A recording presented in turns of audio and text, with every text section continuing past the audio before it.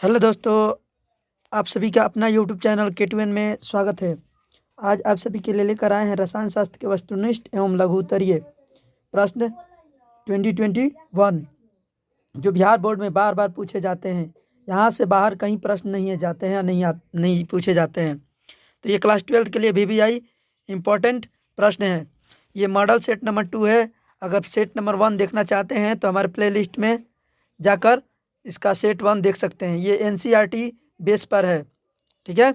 ये must question answer है जो कि बार बार बोर्ड के एग्जामों में पूछा जाता है।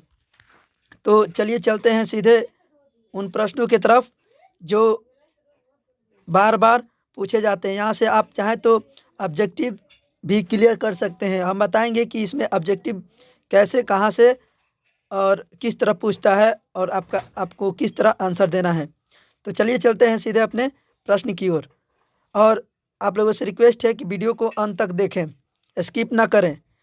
इसमें बहुत ही महत्वपूर्ण प्रश्न बताने वाले हैं जो कि आपके एग्जाम व्यू से इम्पॉर्टेंट है। तो चलिए चलते हैं सीधे अपने प्रश्न की ओर। हमारा पहला प्रश्न है जो बार बार पूछा जाता है एग्जामों में कि कार्बोहाइड्रेट क्या है, ठीक है, या फिर कार्बोहाइड्रेट से आप क्या समझते हैं। तो इसका आंसर देंगे पॉली हाइड्रोक्सी एल्डिहाइड या पॉलीहाइड्रोक्सी कीटोन को के सम्मिलित रूप को ही क्या कहते हैं, कार्बोहाइड्रेट कहते हैं, ठीक है। तो इतना आप लिखेंगे तो आपको 2 नंबर मिलेगा। अगला प्रश्न है, ये आपका ऑब्जेक्टिव है। देखिए इसमें पूछता है कि ग्लूकोज का सूत्र क्या होता है। तो ग्लूकोज का सूत्र C6H12O6 होता है। और इसका उपयोग कैसे करते हैं, तो तात्क्षणिक ऊर्जा के रूप में इसका प्रयोग होता है। और अगला प्रश्न ऑब्जेक्टिव में पूछता है कि फ्रुक्टोज का सूत्र क्या होता है, ठीक है। तो इसका सूत्र होता है C6H12O6। ग्लूकोज और फ्रुक्टोज दोनों का सूत्र समान होता है। अगर पूछा जाए कि सबसे मीठा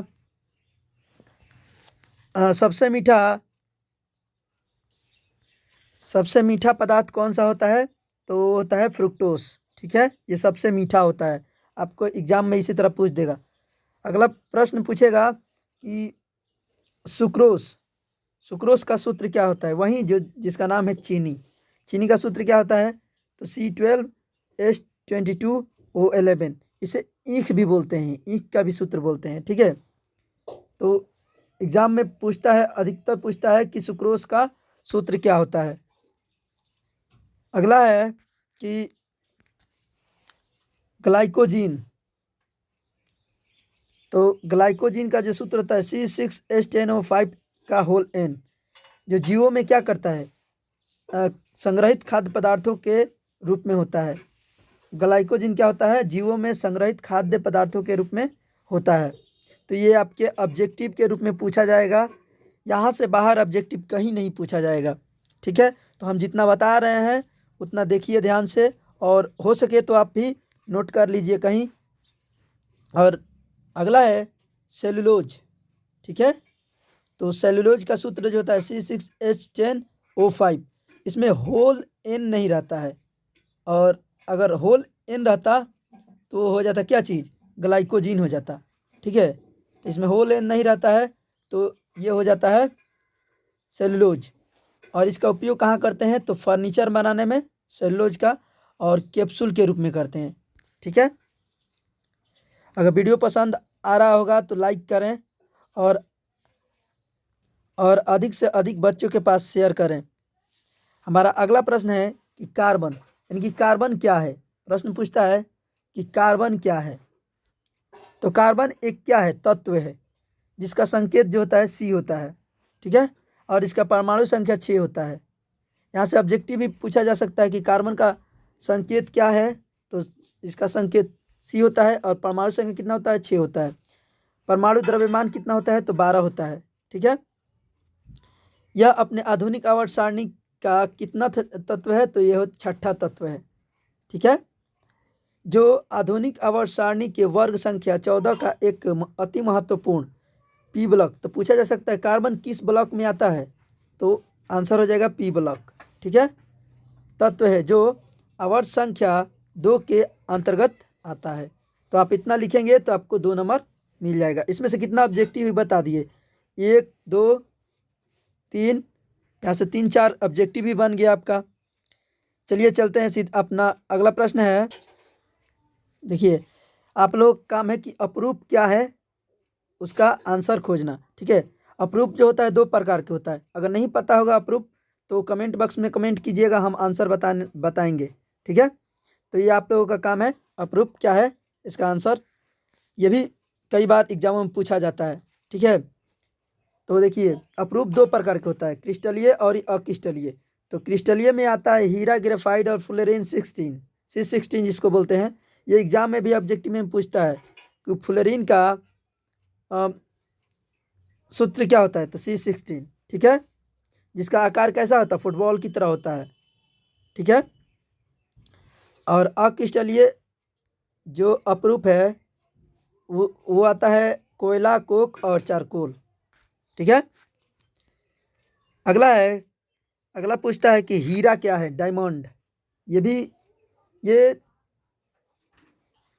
2020 में पूछा गया प्रश्न है। ठीक है, ये भी कितना बार एग्जाम में पूछा गया है और इस बार भी एग्जाम में बिहार बोर्ड में आने की संभावना है। तो डायमंड क्या है, तो हीरा में प्रत्येक कार्बन परमाणु 4 अन्य कार्बन परमाणुओं से जुड़ा रहता है। इसके क्रिस्टल में मुक्त इलेक्ट्रॉन अनुपस्थित होने के कारण यह विद्युत का क्या होता है, कुचालक हो जाता है। पूछा जा सकता है ऑब्जेक्टिव में कि हीरा किस प्रकार का इलेक्ट्रॉन मुक्त करता है, सॉरी हीरा विद्युत का क्या है। ठीक है, तो वो आंसर हो जाएगा कुचालक है। ठीक है, इसमें कार्बन का प्रसंकरण जो होता है sp3 होता है। ठीक है, और जिसमें इसकी ज्यामिति कैसा होता है, चतुष्फलकीय होता है एवं इसका अबंध कोण 109 डिग्री 28 मिनट होता है। इसमें सहसंयोजी बंधन पाया जाता है तथा यह सबसे कठोर होता है। तो ये भी पूछा जा सकता है कि निम्न में से कौन कठोर है, और 4 गो ऑप्शन दे देगा, उसमें हीरा भी रहेगा, तो क्या मारेंगे, हीरा सबसे कठोर होता है। एक और आपको काम करना है कि जब हम हीरा का आंसर लिखवाए हैं तो आपको ग्रेफाइट का आंसर लिखना है। ठीक है, ग्रेफाइट, क्योंकि ग्रेफाइट भी ये जो दोनों है वो कार्बन के अप्रूप हैं और ये कितना बार एग्जामों में पूछा जाता है कि ग्रेफाइट क्या है। ठीक, जिस तरह हीरा पूछता है उसी तरह ग्रेफाइट भी है। अगर ग्रेफाइट का आंसर पता ना हो तो कमेंट बॉक्स में कमेंट करना, हम बताएंगे अगले वीडियो में। अगला प्रश्न है, अगला कुछ महत्वपूर्ण ऑब्जेक्टिव है। तो देखिए पहला जो है, श्वेत फास्फोरस को किस द्रव में डुबो कर रखा जाता है, तो वो जल में, H2O में श्वेत फास्फोरस को डुबा कर रखा जाता है। अगर यही पूछा जाए कि सोडियम तथा पोटेशियम को किस प्रकार के द्रव में डुबा कर रखा जाता है, तो वो किरोसिन तेल में सोडियम और पोटेशियम को डुबा कर रखा जाता है। सोडियम और पोटेशियम एक ऐसा धातु है जो कमरे के ताप पर जलना प्रारंभ कर देता है। ठीक है, इसीलिए इसे किरोसिन तेल में डुबोकर रखा जाता है। इसी में अगला प्रश्न है कि श्वेत फास्फोरस का गंध कैसा होता है, तो लहसुन की तरह। ठीक है, लहसुन प्याज की तरह होता है उसका गंध। ठीक है, श्वेत फास्फोरस का। अगला प्रश्न है कि होम सिग्नल के रूप में किस रसायन का प्रयोग किया जाता है, तो फास्फीन PH3। फास्फीन का सूत्र क्या होता है, PH3। पूछा जा सकता है कि फास्फीन का सूत्र क्या होता है, तो PH3। यहाँ से ऑब्जेक्टिव कितने प्रकार के बन रहे हैं, यहाँ से बाहर कहीं ऑब्जेक्टिव नहीं आएगा। हम जितना पढ़ा रहे हैं उतना अगर पढ़ लेंगे तो आपका 80+ कोई नहीं रोक सकता है। अब डिपेंड करता है कि आपका 70 नंबर का है। अब ऐसा तो नहीं है कि प्रैक्टिकल में 10 ही नंबर मिलेगा 30 नंबर में। तो हम जितना बता रहे हैं ऑब्जेक्टिव उसको ध्यान से देखिए, ठीक है। तो अच्छा, एक और प्रश्न यहाँ पूछा जा सकता है, फास्फीन का सुगंध कैसा होता है? तो सड़ी हुई मछली की तरह, ठीक है। अगला प्रश्न है कि प्याज से कौन सा गैस निकलता है? तो गंधक निकलता है, ठीक है। अगला ऑब्जेक्टिव है कि कौन सा फास्फोरस अधिक क्रियाशील है? तो अधिक क्रियाशील जो है वो श्वेत फास्फोरस है, ठीक है। एक और प्रश्न पूछा जा सकता है, अगर यहाँ पे सफ़ेद फास्फोरस है, श्वेत फास्फोरस, तो रेड फास्फोरस भी होता है, ठीक है। तो वो कहाँ रहता है? इसका आंसर कमेंट बॉक्स में कमेंट करेंगे कि रेड फास्फोरस का उपयोग कहाँ किया जाता है। अगर नहीं आंसर पता होगा तो हम बताएंगे, कमेंट बॉक्स में कमेंट कीजिएगा। अगला प्रश्न है कि ऑक्सीजन का एक अपरूप लिखें। तो ऑक्सीजन का एक अपरूप क्या हो जाएगा? ओजोन, जिसका सूत्र क्या होता है? O3, ठीक है, ओजोन O3। अगला प्रश्न है कि विरंजक चूर्ण का सूत्र लिखें। तो विरंजक चूर्ण का जो सूत्र होता है CaOCl × Cl, ठीक है। तो ये विरंजक चूर्ण का जो है सूत्र है। अगला प्रश्न है पोटेशियम साइनेट का सूत्र क्या होता है? तो KCNO, ये जो है पोटेशियम साइनेट का सूत्र है। उसी तरह पूछा जा सकता है थायोकीटोन का सूत्र क्या होता है? तो ACO, ये जो है थायोकीटोन का सूत्र है। अगला प्रश्न है हमारा, अगला प्रश्न है कि सिग्मा तथा पाई अबंध, यानी कि सिग्मा बॉन्ड क्या है? सिग्मा अबंध क्या है? तो इसका आंसर देखते हैं। दो परमाणविक कक्षकों के अक्षीय अतिव्यापन से बना अबंध सिग्मा अबंध कहलाता है, जो परमाणविक कक्षकों के वास्तविक अतिव्यापन से बनता है। तो यहाँ पे सिग्मा अबंध को बताए हैं, तो आपका काम है पाई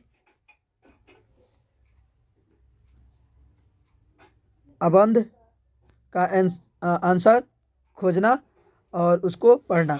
अगर इसका पता ना हो तो कमेंट बॉक्स में भी कमेंट कर सकते हैं, हम आंसर देने की कोशिश करेंगे, ठीक है।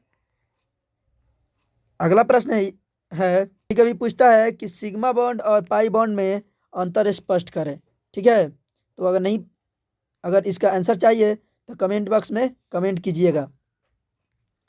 हमारा अगला प्रश्न है प्रसंकरण या संकरण क्या है? जिसका इंग्लिश होता है हाइब्रिडाइजेशन, ठीक है। तो इसका आंसर है दो या दो से अधिक भिन्न भिन्न ऊर्जा एवं आकृति वाले ऑर्बिटल आपस में मिलकर एक समान ऊर्जा एवं आकृति वाले ऑर्बिटल का निर्माण करते हैं। यह प्रक्रिया क्या कहलाता है?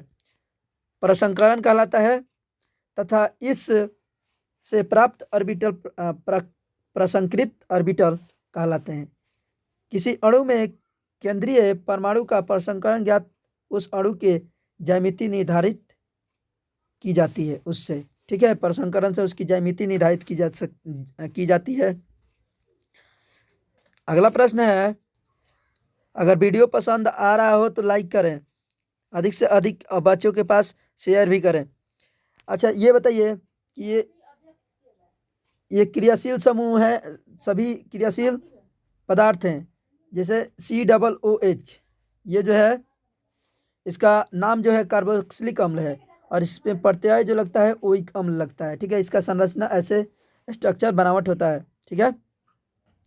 अगला है COO, इसे एस्टर बोलते हैं, इसका प्रत्यय जो होता है ओएट होता है, इसका संरचना इस तरह होता है, ठीक है। अगला प्रश्न है COOC, इसका एन हाइड्राइड बोलते हैं, और इसका स्ट्रक्चर इस तरह होता है, और इसका प्रत्यय जो होता है एनहाइड्राइड ही होता है।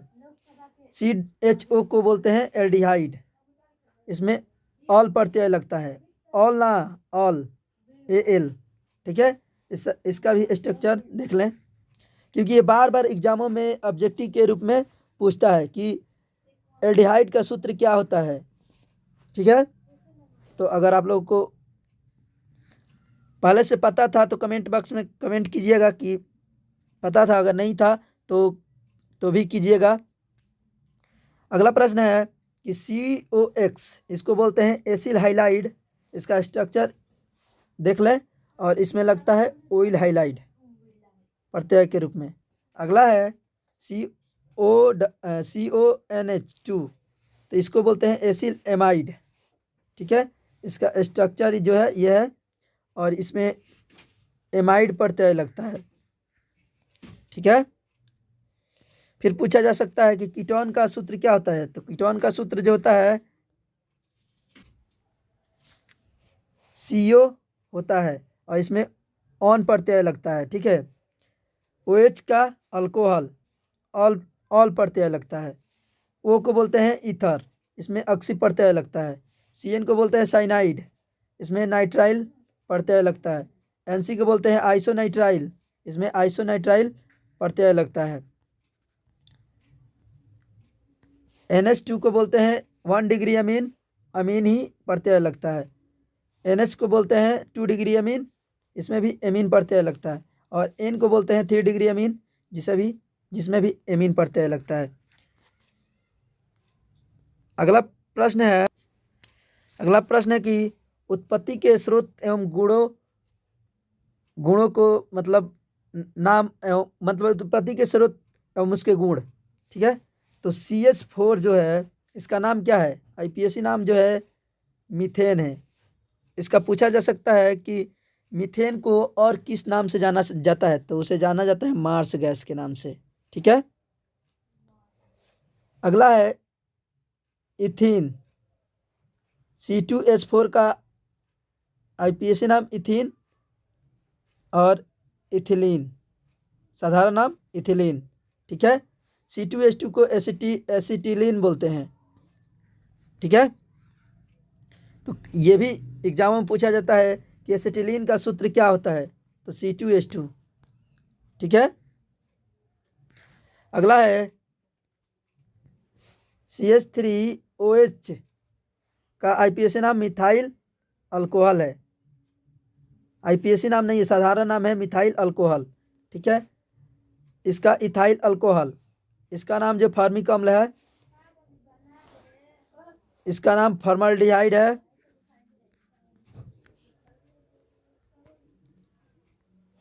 इसका नाम जो है एसिटिक अम्ल है, जिसे सिरका बोलते हैं। ठीक है। CH3CHO को एसिटाल्डिहाइड बोलते हैं। ये सब ऑब्जेक्टिव प्रश्न हैं। ठीक है, जो कई बार एग्जामों में पूछा जाता है।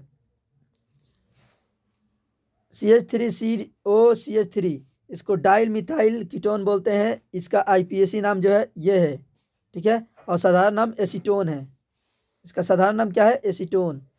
CHI3 को बोलते हैं आयोडोफॉर्म। पूछा जा सकता है कि आयोडोफॉर्म का रंग कैसा होता है, तो पीला। ठीक है। अगला है कि CHCl3 को क्या बोलते हैं, तो क्लोरोफॉर्म। हमारा अगला प्रश्न है साम्यवता से आप क्या समझते हैं, आइसोमेरिज्म से आप क्या समझते हैं, या फिर क्या है। ठीक है। तो इसका आंसर हो जाएगा समान अणु सूत्र वाले यौगिक में उपस्थित परमाणुओं की व्यवस्था में विभिन्नता के कारण उनके गुणों में भिन्नता उत्पन्न हो जाए तो यह घटना क्या कहलाती है, समयवता, आइसोमेरिज्म कहलाता है। तथा ऐसे यौगिक को समवैवी कहते हैं। तो आप अगर इतना लिख देंगे तो आपको 2 नंबर मिल जाएगा। हमारा अगला प्रश्न है, ये जो प्रश्न है ऑब्जेक्टिव है। जैसे पूछता है कि प्राथमिक अल्कोहल के ऑक्सीकरण से क्या बनता है, तो उससे बनता है एल्डिहाइड। ठीक है। फिर पूछा जाता है कि द्वितीय अल्कोहल के ऑक्सीकरण से क्या बनता है, तो कीटोन। ठीक है। अगला प्रश्न है किस प्रकार के अल्कोहल का ऑक्सीकरण नहीं होता है, तो तृतीयक अल्कोहल के ऑक्सीकरण नहीं होता है। अगला प्रश्न है कि एल्कीन साइनाइड के अपचयन से क्या प्राप्त होता है, तो ये प्राथमिक एमीन। क्या प्राप्त होता है, प्राथमिक एमीन। अगला प्रश्न है कि एल्कीन आइसोसाइनाइड के अपचयन से क्या प्राप्त होता है? तो द्वितीय एमीन। नेक्स्ट है कि एल्डिहाइड के अपचयन से क्या प्राप्त होता है? तो प्राथमिक अल्कोहल। ठीक है। अगला प्रश्न है कीटोन के अपचयन से क्या प्राप्त होता है? तो द्वितीयक अल्कोहल। ये सब मस्ट VVI इंपॉर्टेंट प्रश्न है जो कई बार एग्जामों में पूछा जाता है और पूछा गया है और इस साल भी आने की संभावना है। यहाँ से बाहर ऑब्जेक्टिव कहीं पूछने वाला नहीं है, ये सब NCERT के ऑब्जेक्टिव हैं। अगला प्रश्न है इथाइल अल्कोहल के ऑक्सीकरण से क्या प्राप्त होता है? तो एसिटाल्डिहाइड।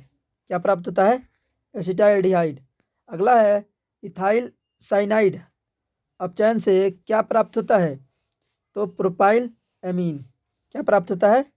Propyl amine. अगला है कि एसीटोन के अपचयन से क्या बनता है? तो सेकेंडरी प्रोपाइल अल्कोहल। क्या बनता है? Secondary propyl alcohol. अगला है कि इथाइल एमीन को नाइट्रिक अम्ल से प्रतिक्रिया कराने पर प्राप्त होता है। तो क्या प्राप्त होता है? तो इथाइल अल्कोहल प्राप्त होता है, जो इसका ये है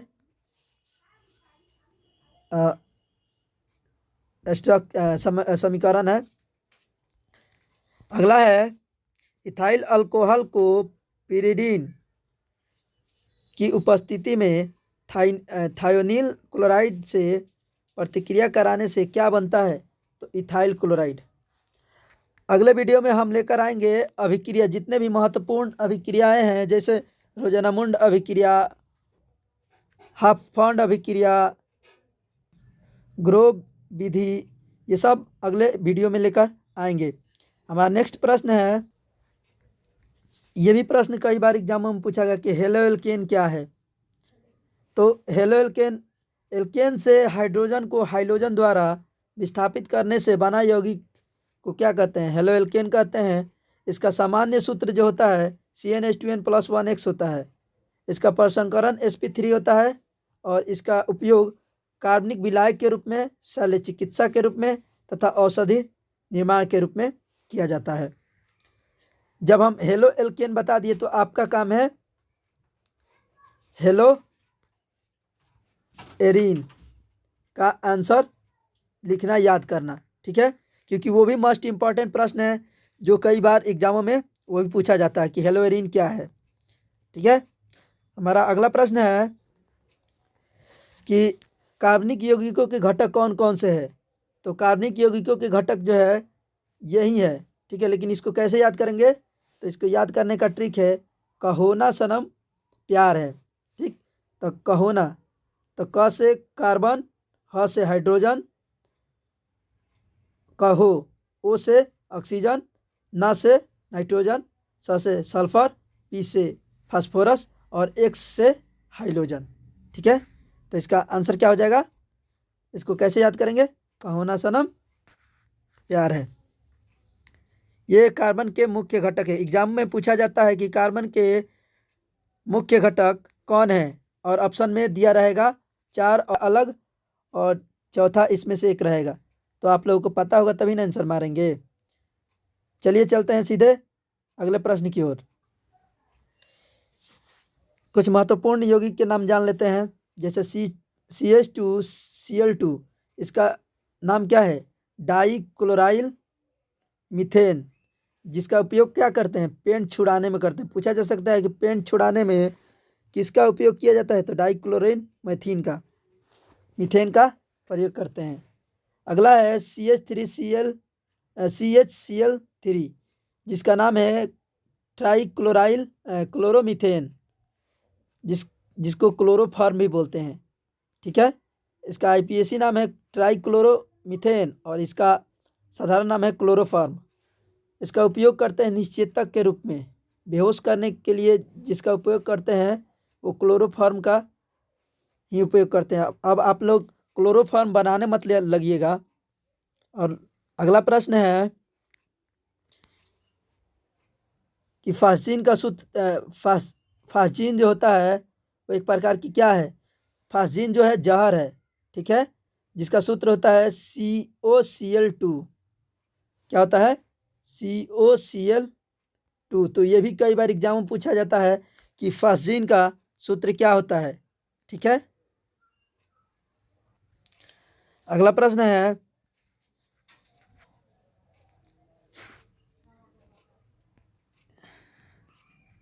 कि एक ऐसा विधि का समीकरण का उदाहरण दीजिए जिससे बेंजीन प्राप्त होता है। तो आप ये उदाहरण दे सकते हैं बेंजीन प्राप्त करने के लिए कि C2H2 जब लाल तप्त कपर की उपस्थिति में अभिक्रिया करता है तो बेंजीन का निर्माण होता है। ठीक है, हमारा अगला प्रश्न है कि CH3 को क्या बोलते हैं? आयोडोफॉर्म बोलते हैं और इसका उपयोग करते हैं एंटीसेप्टिक के रूप में। ठीक है, CCl4 को बोलते हैं कार्बन टेट्राक्लोराइड, जिसका उपयोग विलायक के रूप में करते हैं या पायरीन के रूप में करते हैं या फिर आग बुझाने के रूप में करते हैं। जो अग्निशामक में जो गैस भरा जाता है वो यही होता है, कार्बन टेट्राक्लोराइड CCl4। ठीक है, पूछा जा सकता है कि विनाइल क्लोराइड का सूत्र क्या होता है? तो विनाइल क्लोराइड का सूत्र ये है। ठीक है,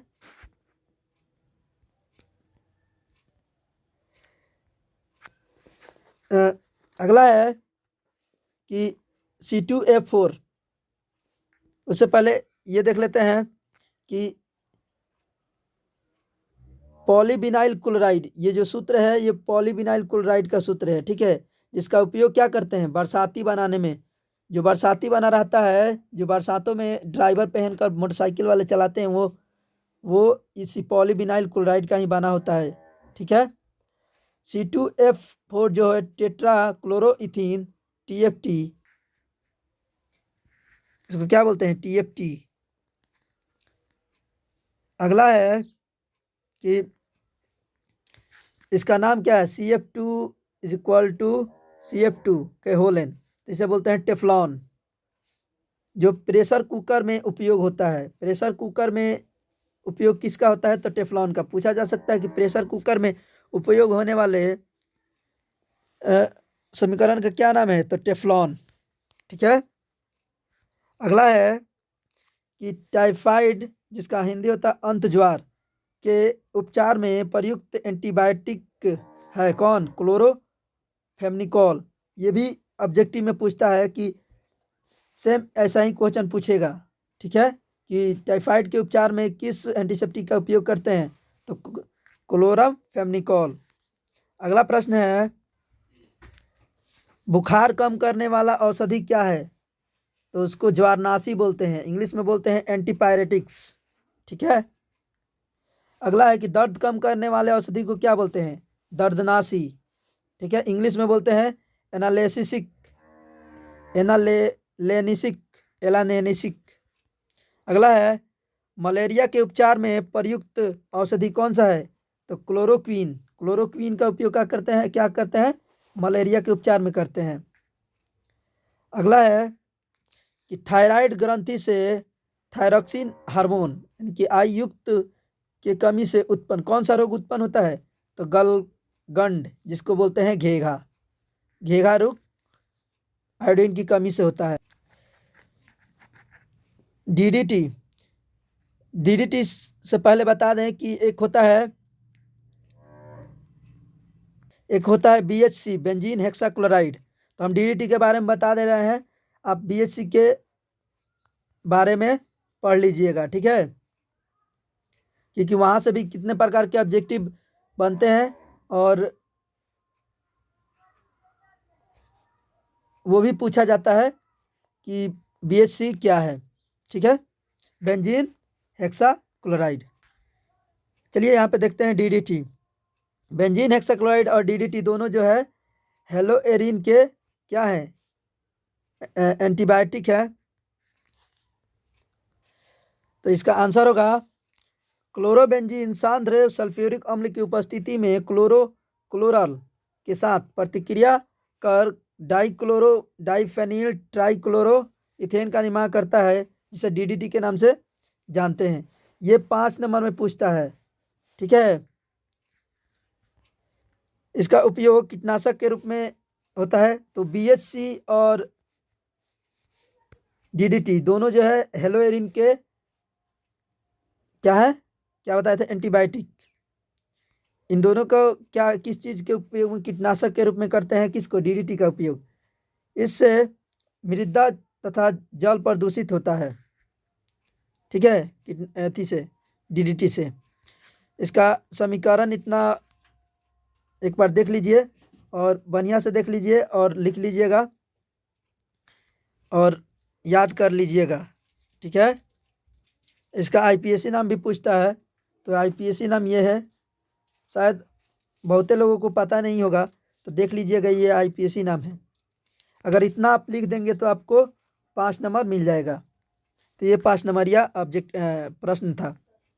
अगला प्रश्न है, मार्कोनिकॉफ नियम क्या है।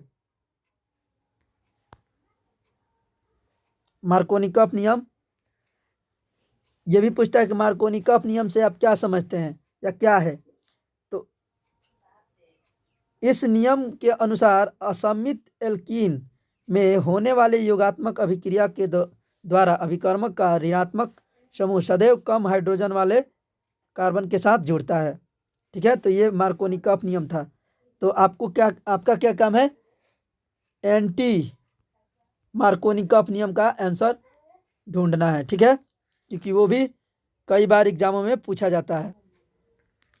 अगला है कि SN1 अभिक्रिया क्या है, जिसका हिंदी में बोलता है कि एकल आणविक नाभिक स्नेही प्रतिस्थापन अभिक्रिया क्या है या क्या समझते हैं, या फिर बोलता है SN1 अभिक्रिया क्या है।